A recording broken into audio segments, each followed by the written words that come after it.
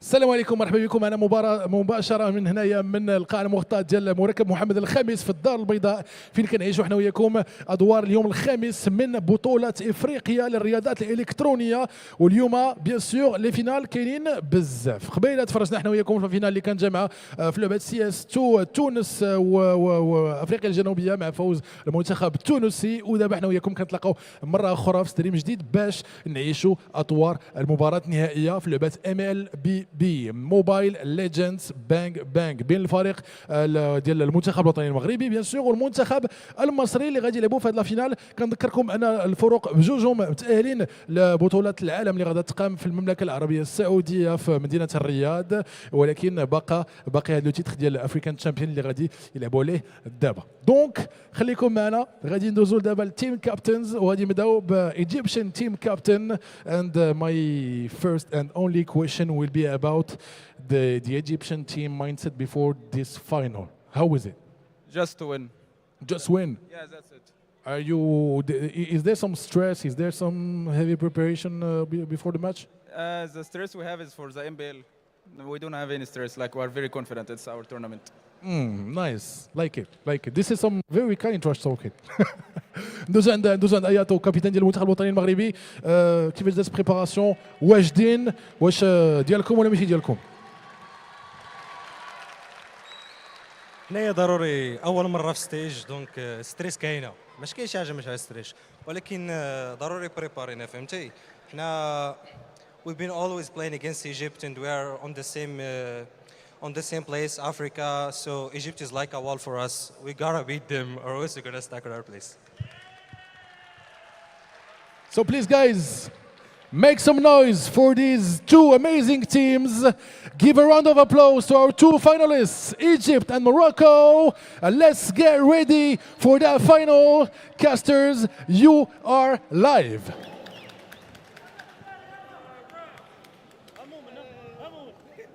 Thank you so much for that. Thank you so much for the introduction as well on the stage where you had two players there battling it out, playing the mind games before we get into it. Because, ladies and gentlemen, welcome to the grand finals of AEC here live in Morocco, Casablanca.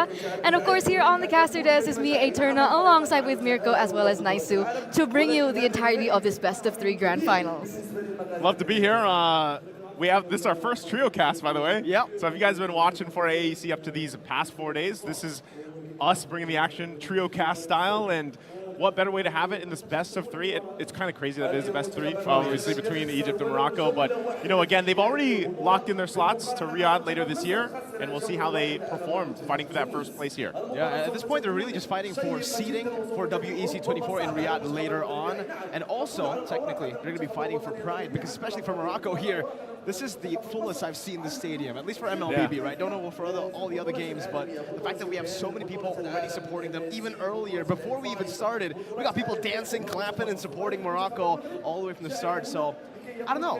Do you see it as pressure, or do you see it as like an added bonus? It's just like motivation for the players, because it does seem like for Ayato at least, he wants to prove to the people that they are here to take the trophy, to take back, or maybe to start things off with a bang for Morocco. Yeah, I think we discussed this a bit already, like through the course of especially the playoffs here for the Mlbb men's. It could be, there's an argument to be made for both, right? There's added pressure, but there's also added support, and of course the morale boost coming through. But ladies and gentlemen, here are the brackets. This is the past 4 days that we've seen, right? From Morocco being able to win it over in the upper brackets, and then they were able to get into the grand finals, as well as Egypt. And so far, both of these teams have not suffered a loss just yet, right? Both of these teams have still gone undefeated in their own right, with Morocco stepping in after the African Open qualifiers into AEC straight. But for the most part, Morocco has also shown promise, right? They've shown potential, and it's going to be an exciting matchup against Egypt today. Perhaps maybe our first best of 3. I hope so. I hope we have 3 games going the distance here, of course, because I know I already mentioned it, but once you only have this best of 3, when you get to a best of 3 for a grand final, and yeah, they've already locked in the slots for WEC. Obviously, with our game of Mlbb, you love to go ahead and see them battled out, 5 games, 7 games like we usually see. But so you have to kind of think on your feet here and go through the best of 3 already. We're going to take a look at the lineup for Egypt. Once again, let's go ahead and reintroduce them. It's Shen, Joki, Speedy, Kenji, and Alpho. And we just saw Alpho on stage. It seems like they're not even worried about this matchup against Morocco, even though probably the majority of the stadium here is going to be rooting on the home team, Morocco. Egypt has felt so confident in their capabilities that this might just be an easy win for them, according to Alpha. This has been the case for the longest time, I feel, for Egypt, all the way from the African regional qualifiers that we had online even. They looked at it as an experiment, I feel, right, and Iesf, because it almost seems like they already had the game, the qualification under their belt. Even here in the finals, we saw them in the interview, despite being against the odds technically when you're here in Casablanca, everybody definitely supporting Morocco. Alpha was still coming up into the interview as confident as ever, just saying, yeah, we're not even looking at this event right now. We're not even looking at the grand finals. We're looking at MPL because we're going to win this for sure. So for the opposing side here, Morocco, we have Yanastis, Kenji, Albert Rostein. We have Super Rival as well as Ayato. So again, for this team as well as the Egyptian team, there still have been no changes to their main lineup. We don't see Heisenberg playing as well for Morocco. Still going to be Kenji as well. And, you know, back to that point, right? What can we say would be one of the reasons how Morocco would win this? Because obviously, if we're asking the crowd, we know their favorites. Yeah. But I think people, especially through data, through statistics, through history, Egypt is currently the stronger team. I would say let them do what they've been doing up to, even in the online qualifiers, but now let Ayato shine. I mean, the guy has been performing time and time again, and Super Rival as well, when he gets his hands on one of those assassin junglers. We all know we're in the assassin meta right now. They can actually use that to their advantage, especially against a team like Egypt. Any team that wants to face off against a team like Egypt, this was the same case for the women's team, they need to be able to control the early game. I think that's the biggest factor there, control the early game, get the momentum in their favor. So if Morocco can do that, then I would say that they're well off their way to getting a victory here. It's just really tough right now for Morocco, right? Because obviously for Egypt, even though they've been winning a whole lot of the matches that we see at AEC 24 on the offline stage, they've also been technically hiding a lot of strategies. They've been picking up a whole lot of the cheese picks. We saw this man right here on your screens, ladies and gentlemen. He's actually going to say 2-0. That's his prediction. A bit different to Don Big, who's been pretty accurate himself.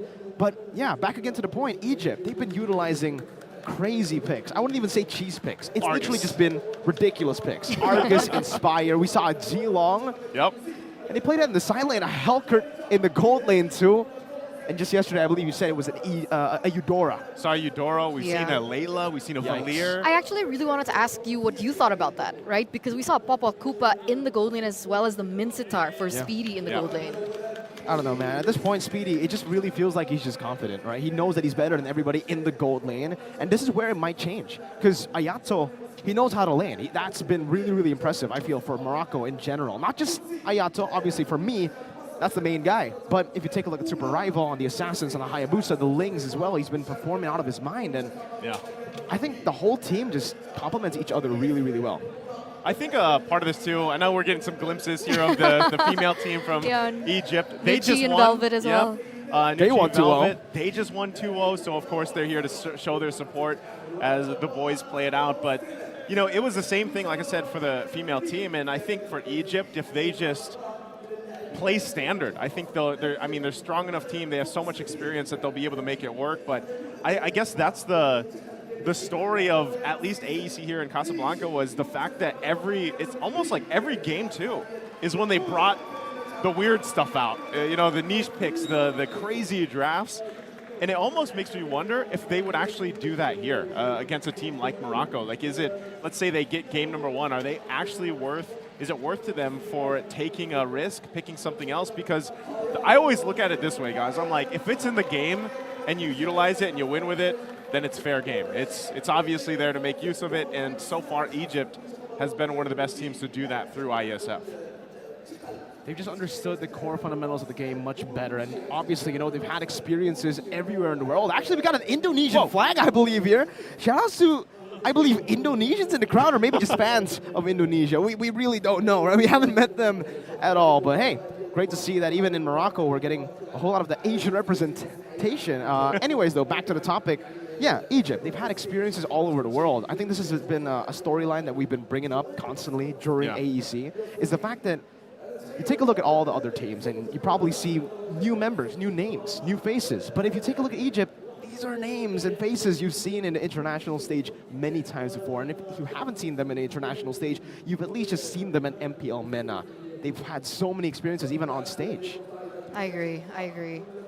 But again, see, everyone's just really confident with the 2-0 Everyone's saying here. 2-0, right? Okay, is it okay to bring up Don Big's prediction here? Don Big? Well, I mean, let's say, for an international viewer so they don't know. Yeah. Don Big. Who is Don Big? Context. Mr. Don Big. Ladies Mr. and gentlemen, Don Big. Mr. Don. The Don Big. Who is he? Hadn't heard of? Don Big is an MPL MENA caster, That's right? But he has been behind the scenes coaching for both the Moroccan MLBB women's and the MLBB men's. So the success that both the Moroccan teams have found so far, it's all thanks to Don Big, because even the players I've mentioned, right? Don Big has been a big driving force for the team. They're very comfortable when he's around. Definitely. He's been helping with insights and just really guiding the entirety of the teams. And yeah, that's Mr. Don Big. I would say, you know, he's such a character. He's such a great guy. We did meet him just recently over in Riyadh, of course, but his predictions have been pretty on point, you know, and he whispers it to us before the broadcast, right? I don't think it's a whisper, you know. He just comes up and says, yo, With the jersey. who do you think is going to win with the Moroccan jersey in And then front I of the feel Moroccan really pressured crowd? to say Morocco. Yeah, you know, especially because He is a big he's just super passionate about his team, right? Super course. passionate about every single member, because he even gave us like a briefing on every single member. Oh, this guy, Yato, right? Remember He's what the happened? tornado. The tornado. If he gets hit with the quad, GG. It's GG. GG. You It's know what over. happened the last time they won when they secured their slot? Yeah, I was there. We were there. He went from the casting desk over there and left his co-caster there, and he went and ran to the stage. Don't to cheer with forget, them. he took off whatever he was wearing and revealed a Moroccan jersey Moroccan underneath jersey. whatever he was wearing. And what I noticed, he did the same thing today. Yeah. So he's Yep. wearing double. He's ready. He's ready. He's ready. He's ready. He's ready for it. If Morocco pulls off an upset win, you guys know what to look at or what to look for later Don on Big. stage. Not just the players, but you're going to see a tall man named Don Big. I know, real quick too, since we're talking about Don Big, we got to give a shout out as well to our friend Yasu. Right, I know he's been paying attention to this, watching this, of course, rooting for Egypt as well, and Yasu. it's just it's great to see. I know we already mentioned like Egypt doing great things. You know, they have so much experience, but I gotta say, even for the home team, it's been amazing, because remember, we came in to Casablanca with no information. Like, we didn't get to see them in the online qualifiers because they were the host team, right?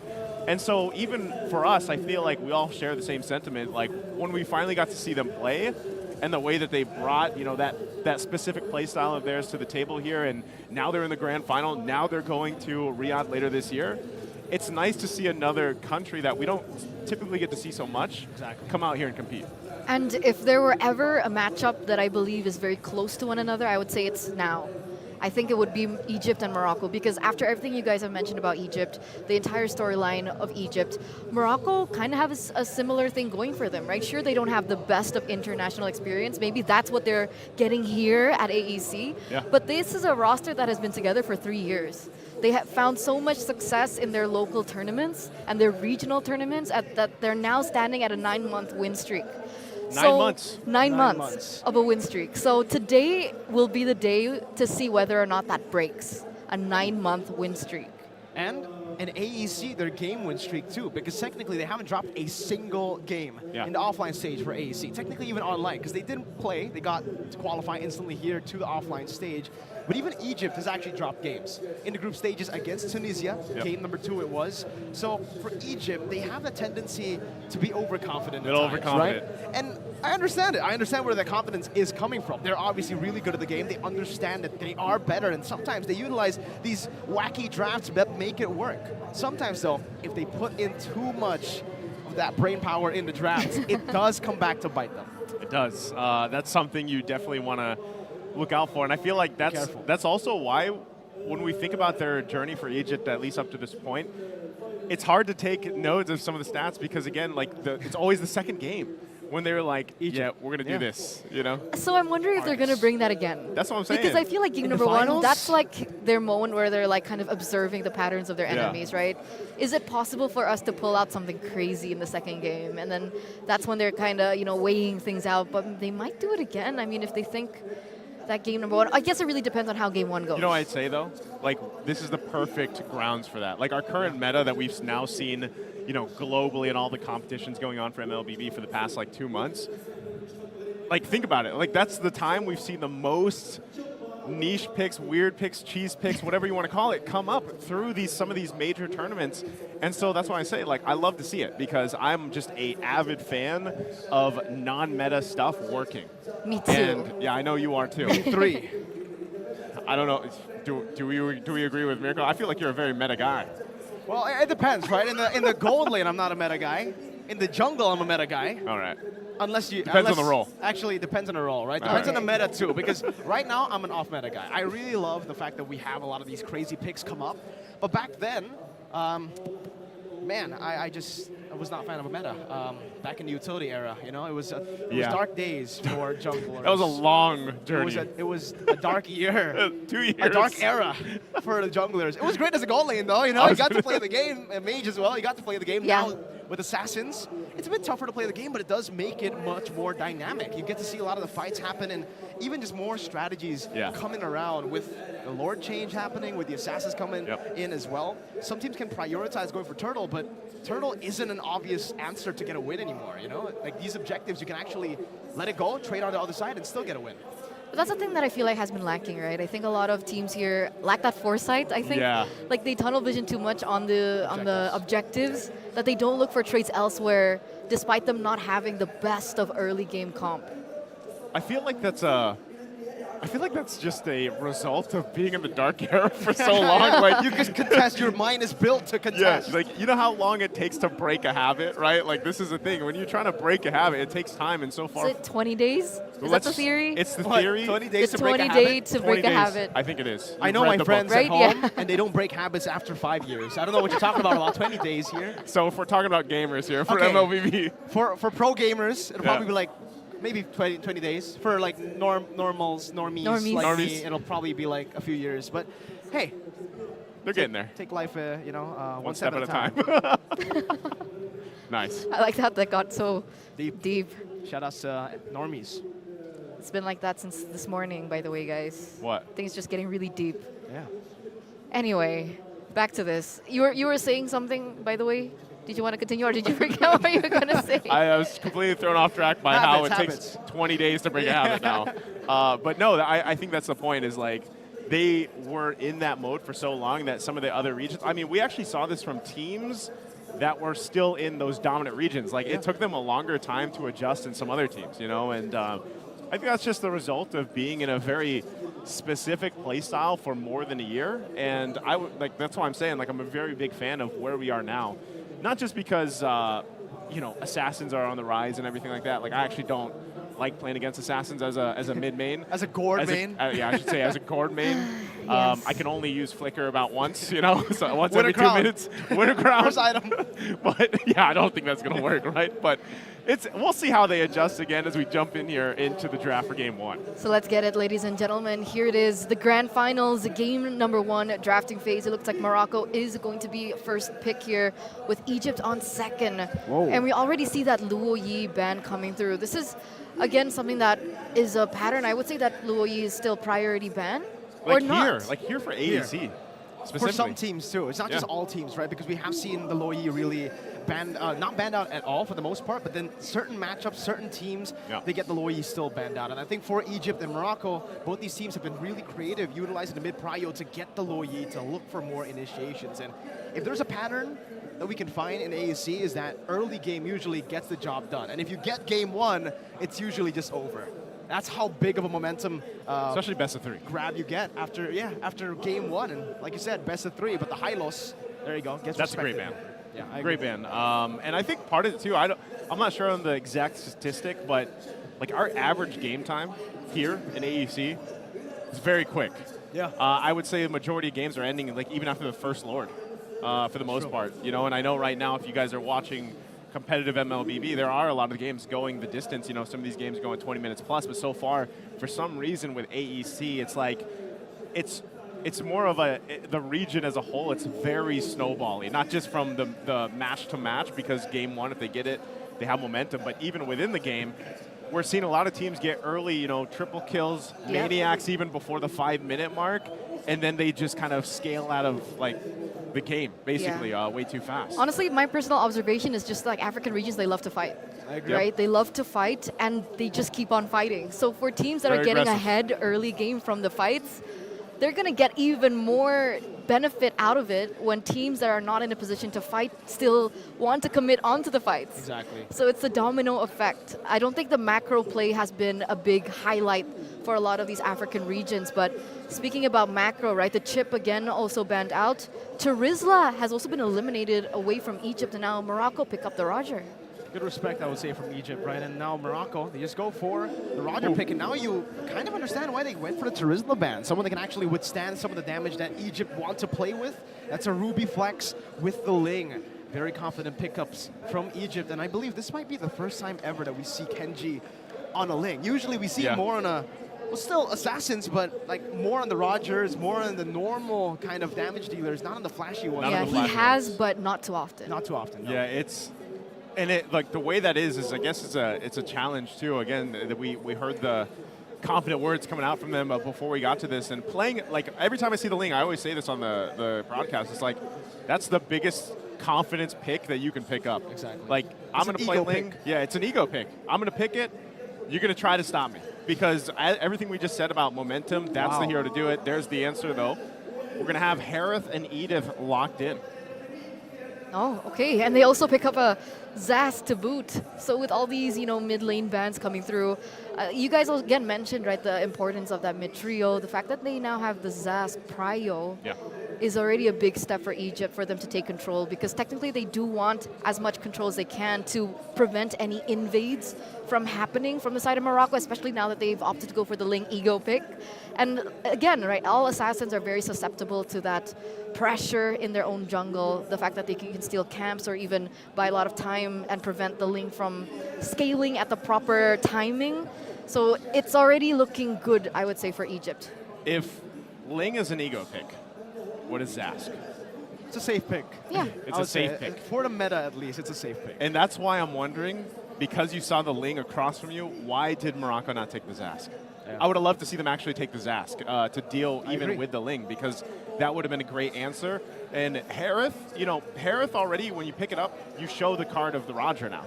For the most part. Like, you could have held on to that a little bit longer. I'd love to see them pick the Zask. That's not going to happen, though, anymore. So I think they just have to, of course, be able to stop that from the scaling happening here. And that's always the hard part. Like, whenever there's a Zask across from you, it's like, how do we get past this barrier? Like, Zask alone is like a bastion that you can't get through. Like, especially when he goes in big Johnny form. It's too much of slow and damage to deal with. And then on top of that, they get a Grok. So that's why they banned the Terizla. Yeah.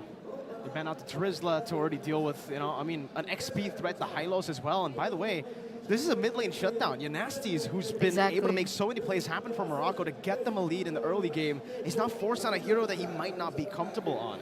No Loyi, no Valentina, Lilia Kadira banned as well, and Zax has been picked away, forcing him on a pick like a Faramis that, by the way, is actually pretty good against his composition.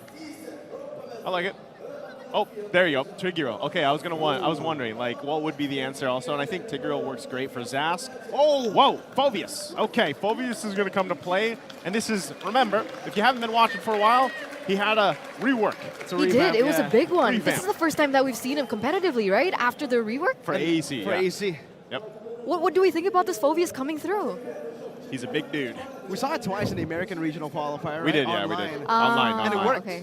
But for AEC, they didn't touch him. No, not at all. Actually, at all. Unless it happened on one of the offline So they games. saved it. I think so. This is for this point. This is a niche pick here. I mean, technically they have the Harith to go ahead against. Who else dashes in that composition? I mean, Roger too. Technically, Roger. the kid has a dash built in her kit too. But by the way, the Ruby is going to be going gold. Yeah, the Phobia is going to be going XP, and we'll have Zask with Grok in the mid lane. So it's a melee composition that they're going for, Egypt. Okay, the Phobius again. I think with the work here, we'll see how it ends up working out. So let's go, ladies and gentlemen. Game number 1 in the grand finals of AEC. After months, after weeks coming into this, it has led up to this final moment between both of these regions. And let's just get straight into it. Let's get straight into the Land of Dawn. All right, taking a look at the emblems real quick while things get situated and settled in here. Kenji is running the Warcry emblem. He's going to want to be getting that extra bit of damage, especially against this lineup. And I think part of this too, you know, you have to deal with Kenji. I think Kenji on the Iesf is going to be great once he's starting to join those objective fights. Also with that, again, see them getting already set up here. I think the Phobius, does Phobius win the Iesf lane? I just have not seen that matchup. Me neither, man. You know, Phobius in my ranked games have always just been banned out after the revamp, and then we really haven't been able to see him competitively because of the global ban, right? The grace period whenever a hero gets revamped or a new hero gets released. 2 weeks. 2 weeks, 14 days. We'll see how it works. I mean, right now it looks like, again, if we take a look at the lane matchups, how do we feel, Naisu, about Speedy on this Ruby against the Harith in the gold lane? I think it's more of just the case of, let me just sustain the lane. It's most likely going to be a dead lane too, and that's why Speedy went with the Brave Smite, because you're probably going to get poked down, you know, especially when that Zaman Force is available, but your job is just kind of keep it together, heal back up, and kind of just be a stalwart in the lane until these fights break out, especially of the objectives. And that's what I would say is, so far we've seen Ruby picked up. She's been a priority pick for a lot of the teams throughout AEC and just competitively in general.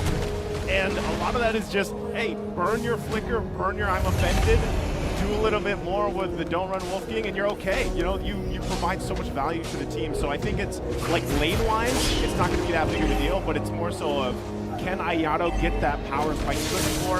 There it is, the pull already, but I think it's going to be fine. More tanky, outward, low side, high IQ. It's going to be fine. All good for now, you know. I think for Egypt, it's been relatively safe. They don't want to really go for any fights without the purple buff being on the hands of Kenji. Meanwhile, for Morocco, they think the same way too. Now a good shove over. Oh, nature not there. Zaman Force coming down. The wall charges Shen. Able to flicker off for a bit. Kenji finds a turtle. It's going to be traded in with a kill on Super Rival. The crowd goes wild, but wait a second, they're not done. Primal Wrath able to zone Kenji away there.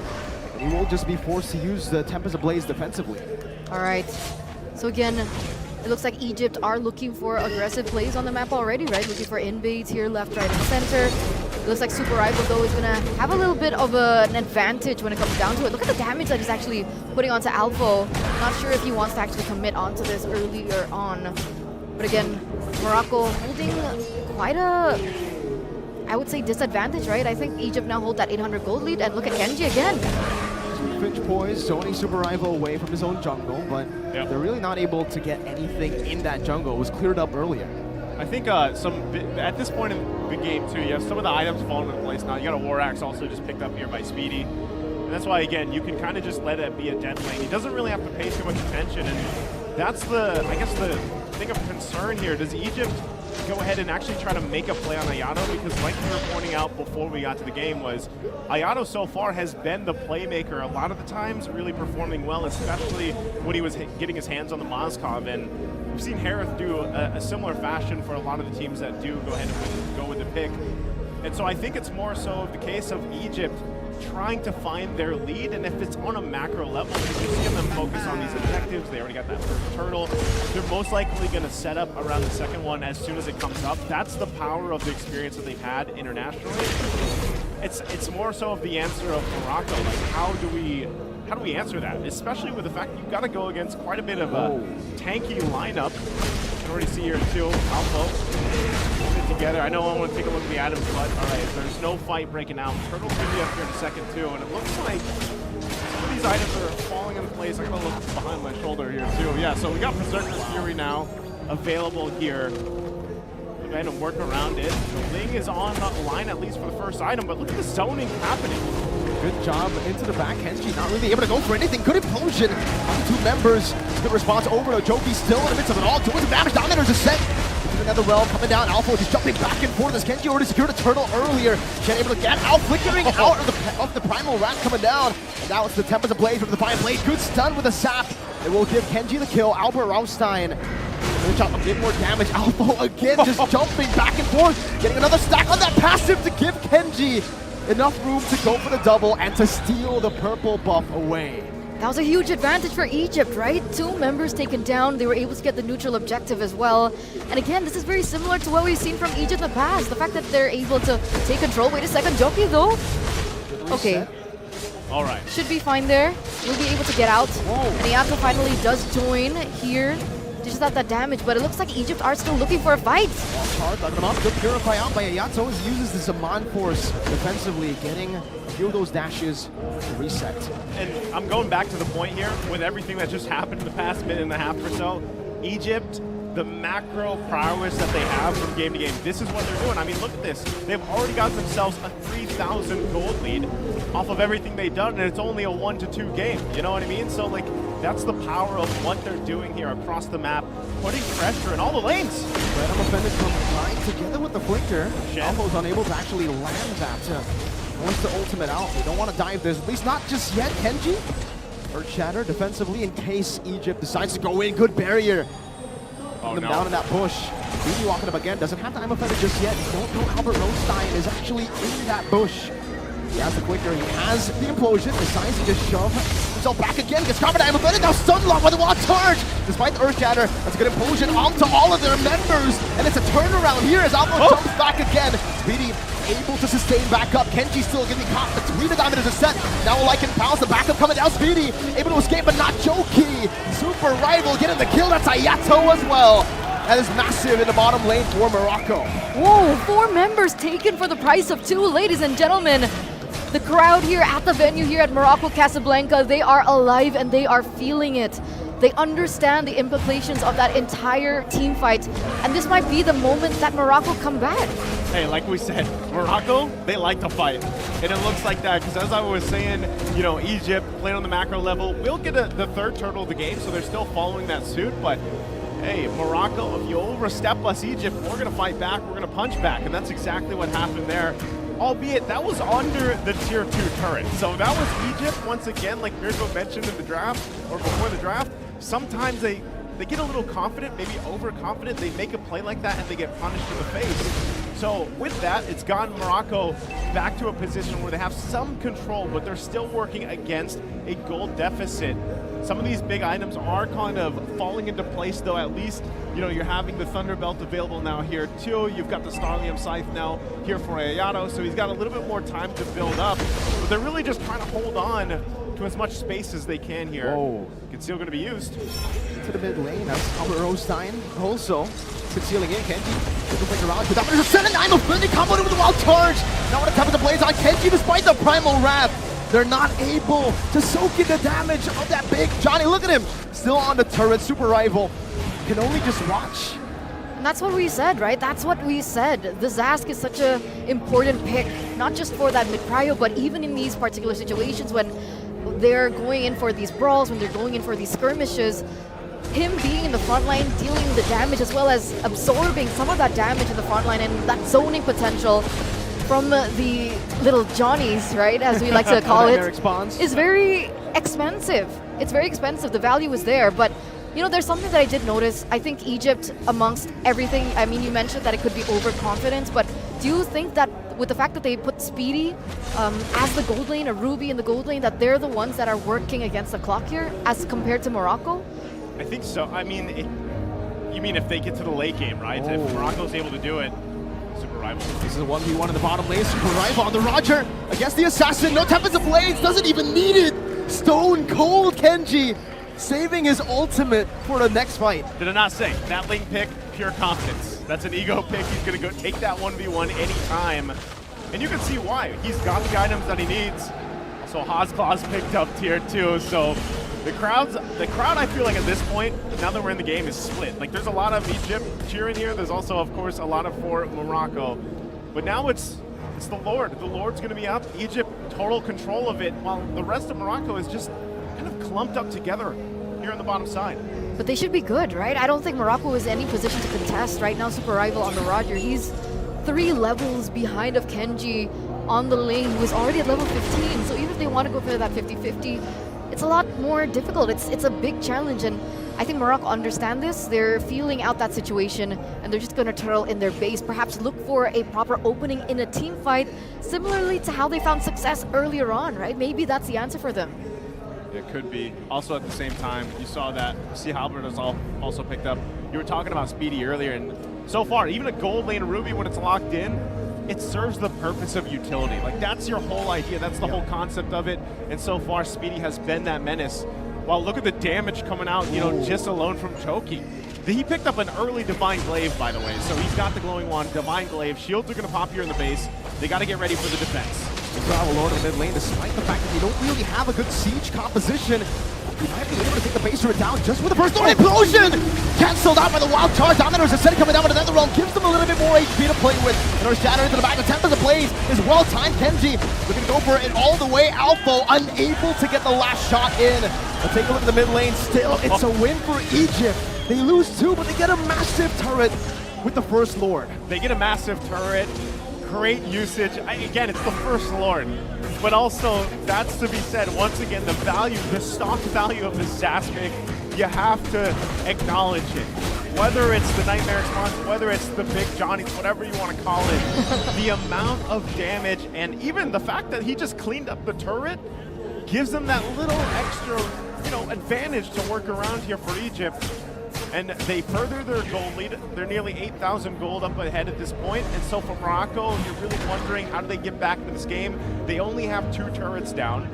They don't have any objectives. Well, at this point, they should be saying, are we scaled enough to go ahead and fight some of these skirmishes and possibly get a pick off from Egypt? And that's the hard part, because who is going to be the one to be able to do that? You have to rely on a great implosion, because look at the poking that is already happening, even if Super Rival tries to get some space to work in his own jungle. Okay, I thought they were going to go for an engage there, but you know, with that push, luckily for Morocco, I understand the picture that you're painting here. It's a really bleak. It's very difficult for Morocco to come back from this, but against all odds, they lost the inhibitor turret in the mid lane, right? So oh, wait a second though. The wall charge might be a mistake. That's an implosion responded over. Alpha brought back under the turret. Has immortality, but he's going to be isolated completely from the team. The Dominator's descent will be dealt with. Joki was not in there. They lose out their XP. So there it is, right? There it is. Like, the mistakes are happening now in from Egypt. They're being very aggressive. They're opening up opportunities under turret. And at this point of the game, 12 minutes in, almost 13 minutes, Morocco, they're going to be catching up on these items. And again, back to that point earlier on, the fact that with that Lord push earlier on from Egypt, that they only lost the inhibitor turret in the mid lane, they don't necessarily have that far lane as an increased push for Egypt. So they can still work the map around. They can still work around it as well. They can still look for the setups on the far lane, if that's the idea that they want to go for. But wait a second.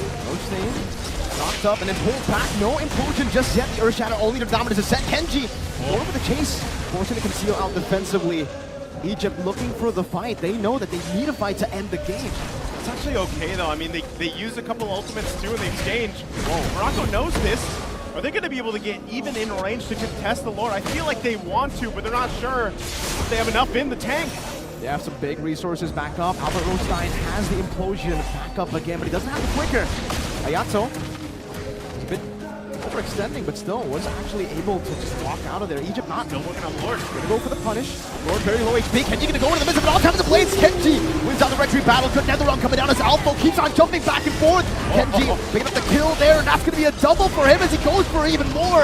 Rival losing out on his life. That's a killing spree for Joki, but Kenji is hunting for this maniac. One member left standing. Super Rival juking, getting the recon the bush. And that's Nasties, who is going to be able to respawn with the passive, so they might have a chance to defend this. Yeah, Kenji, he doesn't take the bait, right? He knows that this might be the opportunity to go in for the push, and he doesn't want to play into that trap, but here it is, the push coming through. That's where Lycan bounce. Nasties, no Netherrealm to play with, can then only go for the Stampede, but Egypt take game number 1 in 14 minutes.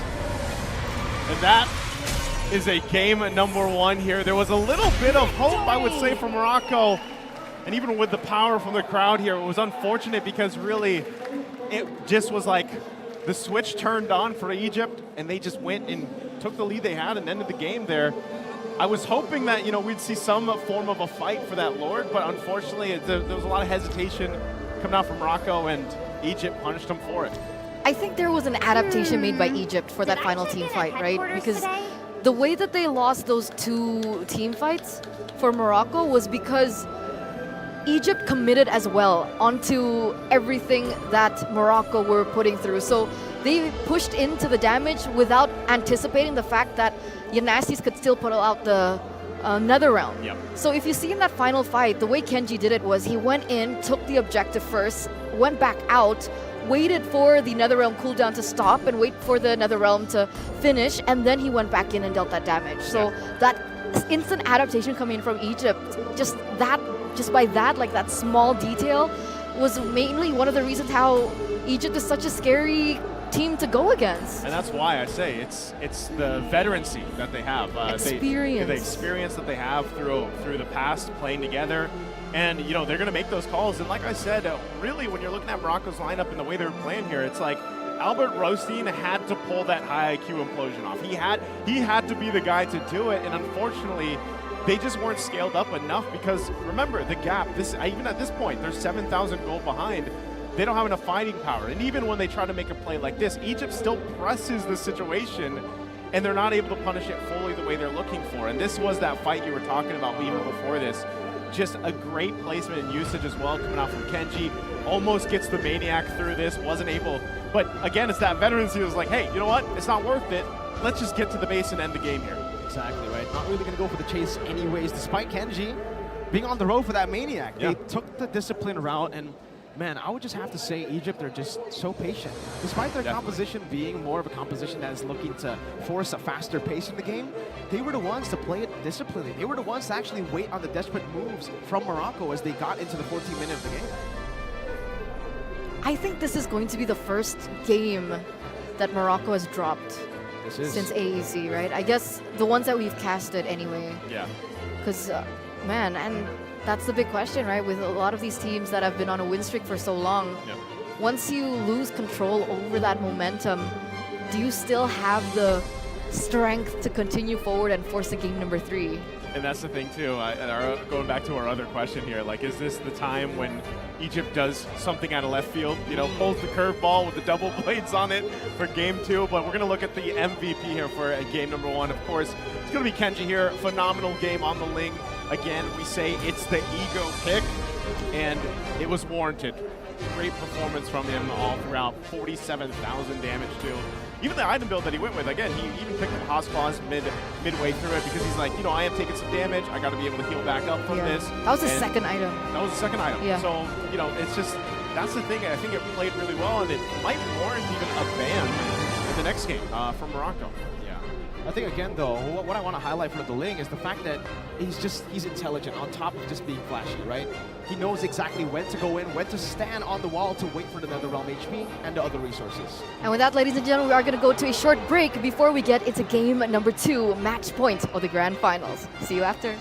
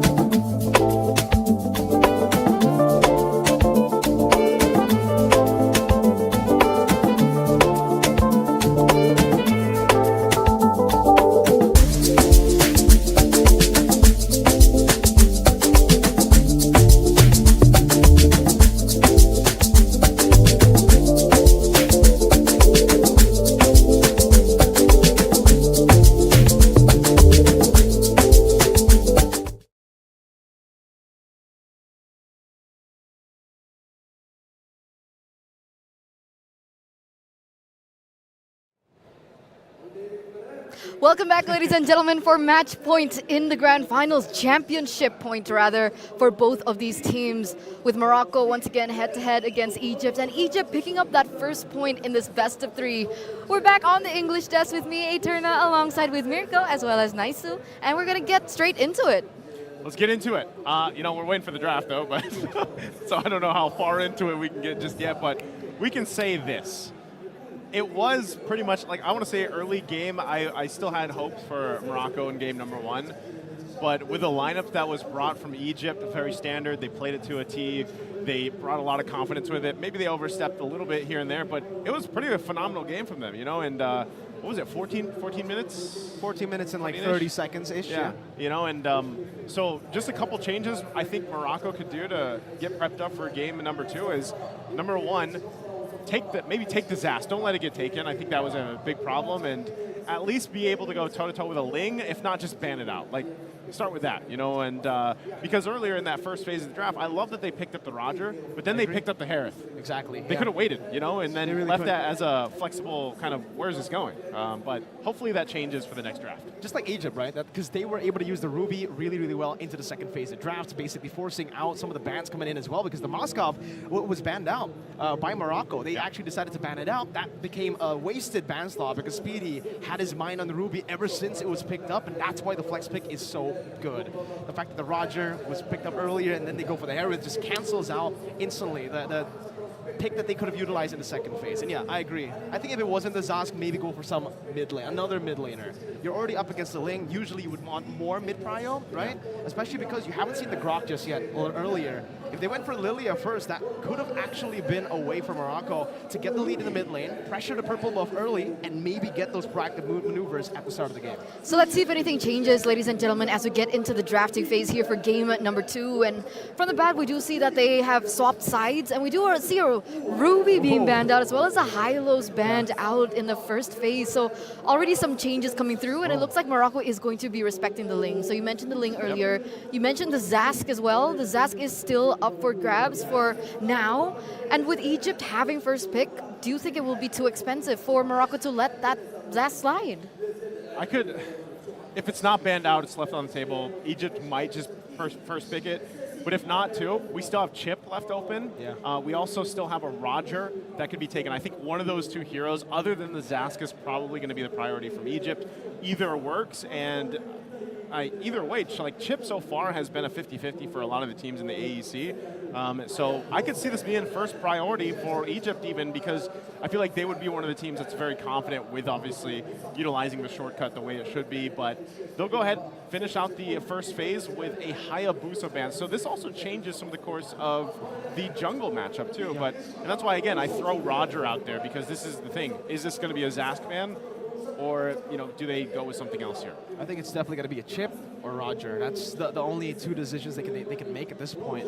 Because seriously, I mean, for the Zas, yes, it's a prio pick. It could be utilized by Egypt as first pick as well. But still, for the Zask itself, I feel like there are ways to counter it. There are ways to go against it, right? And it isn't even really fully first prio anymore, first pick prio anymore. Whoa. They decided to go for the Alpha, which I was not expecting, honestly, as first pick. We were talking about Chip being open. If the Roger wasn't picked up, I would definitely say Chip should have been picked up there. Would you have said Alpha? Alpha for Alpha, just because of the name, I guess. But no, definitely not. Did you expect Alpha? No. Expect the unexpected. I mean, it's Egypt, right? I had a feeling that maybe Zask wouldn't be that first pick, especially for Egypt. The fact that they like to, you know, change things up, swap things around. But now Morocco, with the Charisla being opened up for grabs, they want priority in the lane, and of course some playmaking tools that they can utilize in these team fights. I think a Charisla would be solid, as well as, honestly, the Edith. The Edith is also opened here, a really great flex, but Morocco still stick with that, right? Morocco still stick with this Harith in the gold lane. They want that priority in their lane, but Egypt go for the Moskov here. Yeah, instant Moskov response here to go up against the Harith. They're going to need an XP lane as well, but at this point, I feel like picking up a Valentina could be good too, right? We were talking about mid lanes earlier. Why I think Egypt didn't need to go for the first pick in Zask is because they're open to go for Valentina even. They can force out some of these big ultimates to be shown by Morocco, like the penalty zone. And it's clear right now that Morocco wants to go for a dive comp. They're going to have to add into the penalty zone with some more CC. And if they go for the Valentina, it definitely stops their, the window to actually go for Tigreal, to go for Minotaur even, or even Iesf, like you mentioned. It would have been a great pick here. They go for the Valentina, and now it forces Morocco in a spot where they got to make a decision. Either they double down on these big ults, try to overwhelm the Valentina, make it confusing, at least for the Valentina, as to which ult to go for, or they play it more safe. They go just for a mid lane, mid-prio, and then set up for neutral objectives. I'd love to see them take either a Minotaur right now or the mid lane pick. If maybe they go Vexana, something to play into this, because you're already, like you said, you're playing around the penalty zone, and you have a Zaman Force from the Harith, so double down on it at this point, especially. Take the challenge. Like, that's what Valentina is. Like, she is the challenge for you to go through the rest of the draft. Though, I would, Lilia, I agree, Lilia. Lilia could work, but it's like, again, for Morocco, they have so many options, and I feel like they might be overloaded in the options that they have right now. Okay, there's the Lilia. Good call there. So this covers the grounds of trying to play around the penalty zone. These three already do a great job.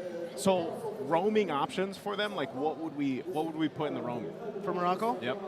Oh man, instantly I think about Iesf, Minotaur too, if they really want to try to go up against Alpha, because that is the traditional way to beat the Alpha. The thing is though, you're going to give a massive ultimate, maybe even two, and they didn't decide to double down on big ultimates. So the Lilia ult will definitely be out of, the radar for the Valentina. I think right now, we'll take it step by step. Just take a look at what Egypt banned first, and then we'll see later what the best option becomes. Because I think Ruby also fits in here very, very well, but they can't go for it anymore. I also would say that a Grok is an option for Egypt to pick up here as their roam. Agreed. If they want that prio in the mid lane again, I think we've been talking about it a lot. The Lilia clears so fast, but with the Grok and the Valentina, it might even up the playing field going against Morocco. They go for the Tigreal ban, which is interesting. We were expecting this to be left open for the Valentina to have more chances to go for these big ults. They decide to go for the Nolan last. It's a chip ban as well from Morocco. So now we get to see Morocco with the pick. Yeah, Minotaur, Iesf, right? Instantly you think about that, but do you really want to give Joki an open opportunity, an open challenge basically, to go ban for ban?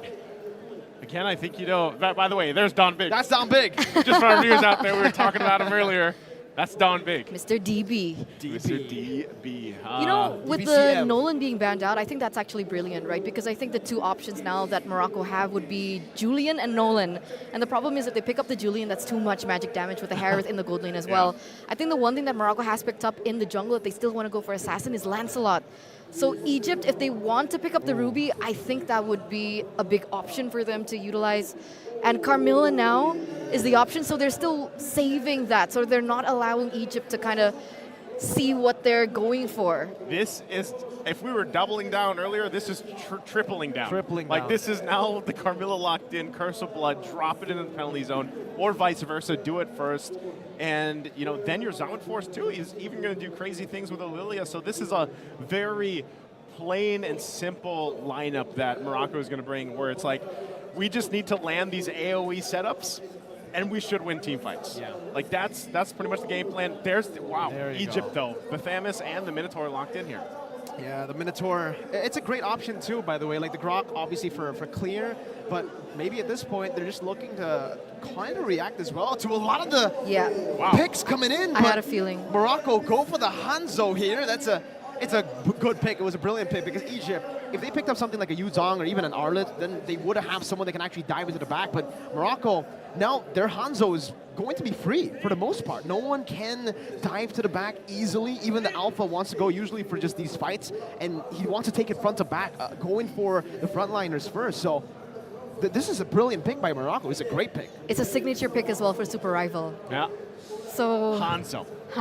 Which is funny because over in the Philippines, opening week, Hanzo came to play. Yeah. So you can't knock it. It's a good pick for certain teams. It's great. It's very situational. If there's no dive on the enemy team, then you go for this. And that's why without the Grok, without the Yuzong that they could have gone for, or Arlet, it just makes perfect sense. And now the Hanzo's picked in. But they'll have to rely on the Hanzo getting farm. If this Minotaur and Valentina can clear out the waves, and if the Thamus can actually win out the lane, which is going to be what I'm expecting, they can invade very early on. Championship point, ladies and gentlemen. as we get into it. Into the land of Dawn we go. A game number 2. This could possibly be the final game that we see here over at AEC that will give that championship title over to Egypt, the first AEC so far. So the pressure is definitely on Morocco to force a game number 3, and let's get situated into the land of Dawn. The Moroccan magic has carried them all the way from the start of AEC 24 here in Casablanca.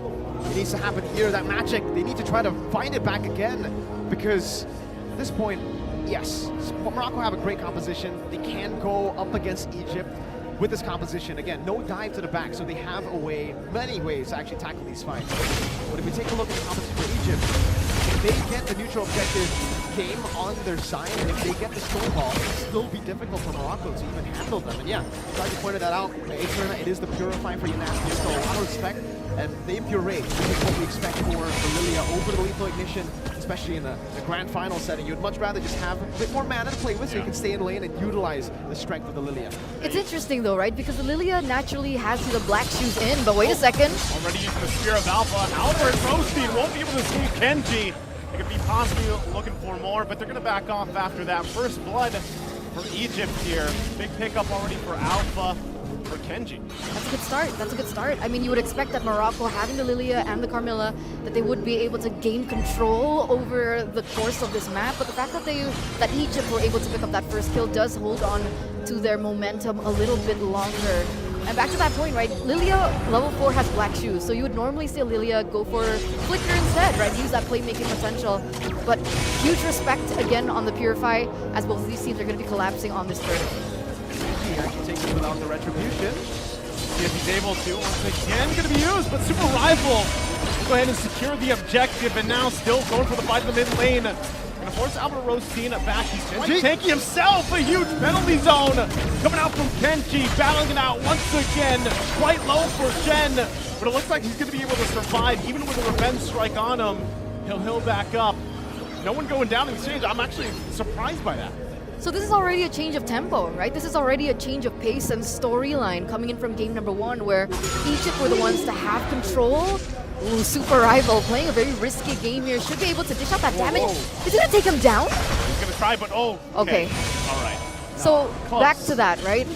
Again, with Hanzo coming through for Morocco, we saw in game number 1 that it was very difficult for them to take control over these neutral objectives. And the fact that Super Rival is now on the Hanzo, it has alleviated that pressure, so hopefully Morocco can actually utilize that to cross over when we get into the mid game. This is why Morocco's composition was technically just built for the Hanzo, right? If you take a look at it again, in the grander scheme of things, Morocco are literally just playing so that the Hanzo can get farmed.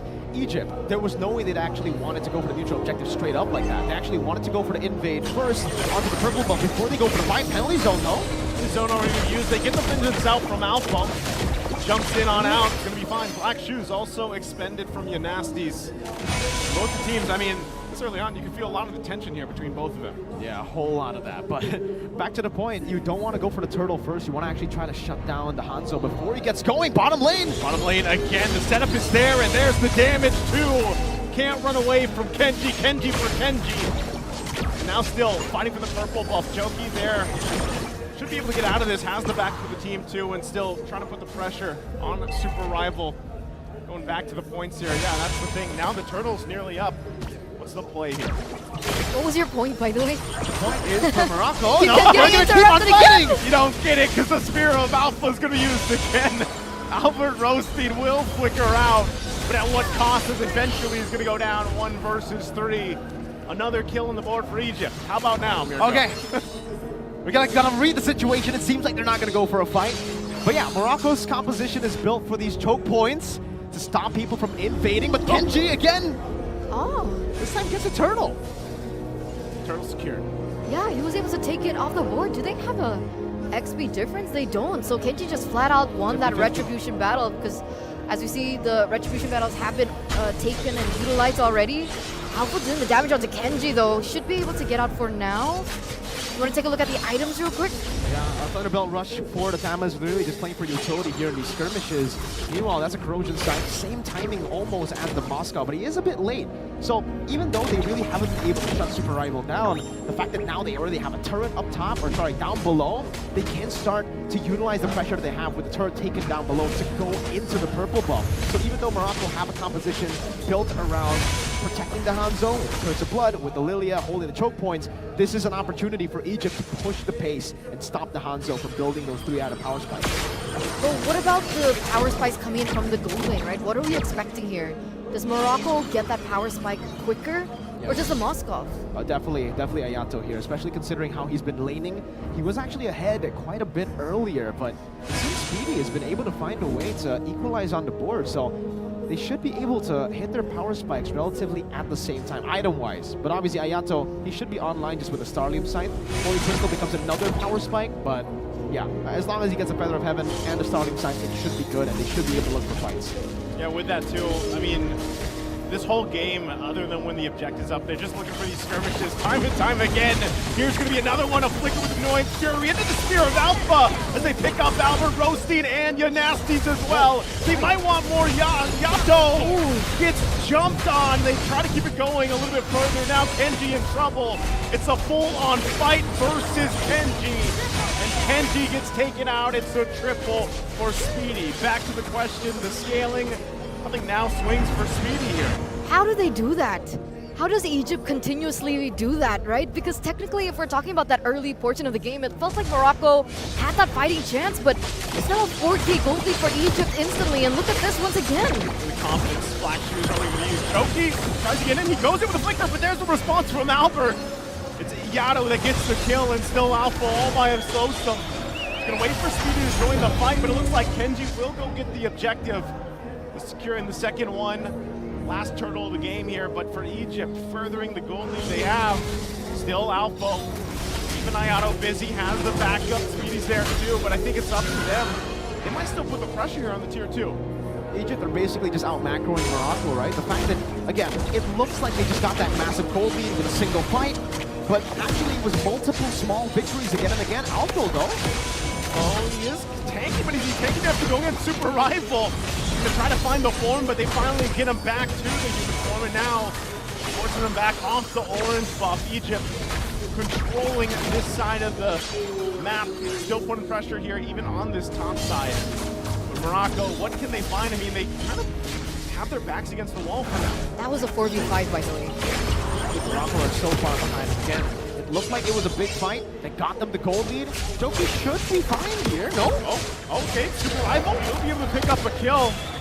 Finally, and you know, begs the question, like, when does this Hanzo really start to shine? He's got a couple items now, I think, locked in, but still, you have to kind of sacrifice yourself going forward and taking the attention. Look at this Alpha. And how do you even deal with a stalwart like Alpha on this Thamus? Doesn't even pop the vengeance in some of these exchanges where he is going 1 versus 4, 1 versus 3. I mean, again, right, for Egypt, multiple wins, they got the turret down below. It actually should enable them to invade into purple buff, but they were thinking 2 steps ahead. They were thinking that Morocco were going to be ready for that invade, so they went top and they rotated, out-rotated Morocco, got that big fight, and that's where the massive gold lead started building up. And now that they have the snowball, the Hanzo's not really a problem anymore. At least up until he finishes up the Golden Staff and then the Mlbb Gore. Then we'll see another power spike come up for Super Rival, but he's still miles away from getting that Mlbb Gore from even getting the Golden Staff. He's only just finished the DHS, and meanwhile, Speedy, just like his name, What? kind of shows he is speedy with it, and he just destroys Ayato up top. It's gone. He's gone. What happened? He just built the Holy Trinity, right? That was a recent item that was given, and he was able to burst out Ayato. We were talking about the timers coming in from both of these heroes, and you mentioned the Herod. Oh, wait a second, that's a lot of damage given. What? Already going to use the black shoes. They're quite low. Lord's also taken with all this. One big distraction. Super Rival going in with more, but he won't be able to pick up the kill. So Egypt still possibly looking for more, but it's right now Morocco so far behind in the game. I'm wondering if they can even defend against the Stormforce. When did the Lord even get taken? It was a lot of simultaneous movements, and this is what the composition can do when they get a snowball. With the Alpha, you can clear out the jungle so fast, you can get these neutral objectives without the help of the team. And with Alpha being there, together with Shen always just healing them back up, Alpha can tank up the damage, the motivation roll will be enough to get them back to full HP, and that's what you're seeing. They baited out the Holy Defense in the mid lane. If they still are able to manage the waves where it crashes together with the mid wave now coming down without a Holy Defense, ready for the base turn in the mid lane, they can actually go for the fight. Oh, it's gonna be tough here, Alpha. Talking to Connery Inferno, and they're trying to hold down the bottom side while Morocco tries to deal with the Lord up top. Not sure if any kills are gonna convert there, but right now it's just all fronts. Egypt knocking. Holding on to Curse of Blood for Joki too. Gonna force them back, and there's the setup that they were looking for. Mlbb and Fury gonna knock up multiple members into the Curse of Blood. As one falls, two, make it three. There's the double. Super Rival trying to keep them at bay on the front side, but he has to go back to heal up. It's only 2 down for Morocco, but their base completely destroyed as Egypt. Gonna punch it in, Spear of Alpha once again. They pick up another kill, and it looks like they'll go ahead and take the grand final and end the game with a wipeout. 2-0 clean sweep. In Casablanca, we saw the Moroccan magic firsthand. But to Egypt, the Moroccan magic will not be able to conquer them. Your first AEC 24 champions for MLBB. It's Egypt! 8 teams came into AEC, and a few days later, a plethora of matches later, this is still the team to look out for. This is still the team to beat. With experience, with drive, with passion, with confidence. It's still this 5. Alpha picking up the banner, picking up the flag, representing his region. Understand that they are going to be one of the contenders coming into WEC later on in November, Riyadh. And that 9-month win streak coming through for Morocco is left dead in the dust. Yeah, on home ground, unfortunately, but Egypt, again, this is, hey, going back to our predictions before we got here, this is all what we predicted, and happens to be the male and the female teams, you know, then that's just, again, I think you have to chalk it up as the experience they have internationally. Like both teams have that, you know, albeit they change a couple members here and there throughout things, but for the most part, Egypt is just, I feel like they're on their own level at some point in some of these games, and it showed here even with Morocco. It hopefully is a time for Morocco to go ahead and learn from this. They got a couple months, I would say, until WEC, and they have plenty of time to go ahead and take this as a learning experience, and hopefully they get time to actually scrim with Egypt too. I'd love to, you know, be able to hear that where they get practice time, and I know we heard them mention the MPL regions, but hopefully we get to see a stronger Morocco at Riyadh later. I really hope we do get to see that, right? For the longest time, Morocco, I think we heard this from Dom Big as well. The big problem for them is they're unable to go for the scrims against, you know, a lot of the countries, a lot of the other regions with MPLs, just because of, you know, distance, ping as well. If they do want to go for the scrims, they usually play at like 100 MS. Yeah. So the fact that they've already come out and shown this level of MLBB with no scrims, almost. They had to rely on their rank games. They had to rely on their coach, Don Big, to give them all the information from all of his experiences casting for MPL MENA, and yet they made it to the grand final. So phenomenal stuff. Maybe we get to see them boot camp in the future, and then we get to see the real Morocco shine at WEC. Guess where Don Big is? On the stage. Despite the loss, still there to encourage his boys and say, hey, it's okay, guys. It's all right. We did good. Yeah. The crowd definitely are still proud of them, right? They made it to an international event. This is the first time ever for Morocco, at least for MLBB. Yeah. We can see the crowd just still, you know, cheering for their team, Morocco, you know, showing their support. We see flags in the building as well, a lot of signs up saying, you know, we still believe in you, Morocco. That was a quick moment for them to write that down, by the way. They did, you know. And, like, I'm pretty sure they weren't anticipating this loss, but the player of the match, the player of the grand finals, It's going to be speedy. They write it speedily. Speedily. Speedily. They did that pretty speedy like. Speedy. Oh, it was. Speedily. Speedy. I-L-Y. I love you. Wow. Maybe. What? What? What is that? Speedily what? I-L-Y. I love you. You love Speedy? You love No, Speedy? I thought it was Yahweh. It's the fan sign. It's over there. You can see it. There you go. The little kid. Yeah. Maybe he's aspiring to be a pro player. You've got a good imagination. I can't see that sign. I think you're pretty blind, but it's okay. But who's not blind is definitely Speedy, man. He saw the vision of how to end the game. Real But quick. it was, an amazing cast with you guys once again. It's been an honor to see all of these teams and all of these players really come to life here at AEC. Hopefully we get to see you next time around.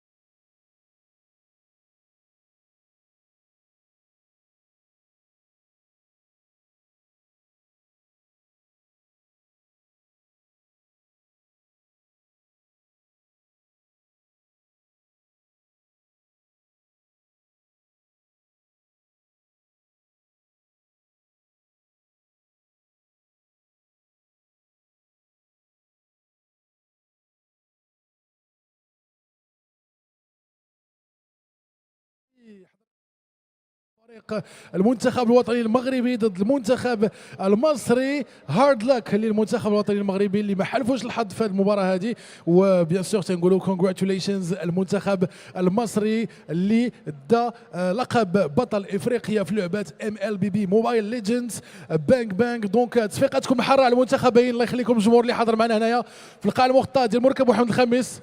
تصفيقات حره للفريقين وتصفيقات حره الفير بلاي اللي كان بين الفريقين، سورتو الكاليتي اللي عطاونا في هذا الماتش الاخير اللي حضرنا ليه ولا هذه لا فينال الاخرى اللي تفرجنا عليها ديال Mlbb. جايز بيان سور الكومبيتيسيون راها سالات في المين ستيج، ولكن ما تخافوش باقين غادي نتلاقاو حنا وياكم توتالور مازال شي شويه معطين في العشيه باش غادي نحضروا كاملين لا سيريموني دو كلوتور مع الحضور ديال ضيوف كتار، وبيان سور الحضور ديال ثلاثه من اكبر فنانين الراب اللي كاينين في المغرب. غادي يكون حاضر معنا فيرا، غادي يكون حاضر دولي حتى هو، بيان سور حليوه حتى هو غادي يكون حاضر معنا.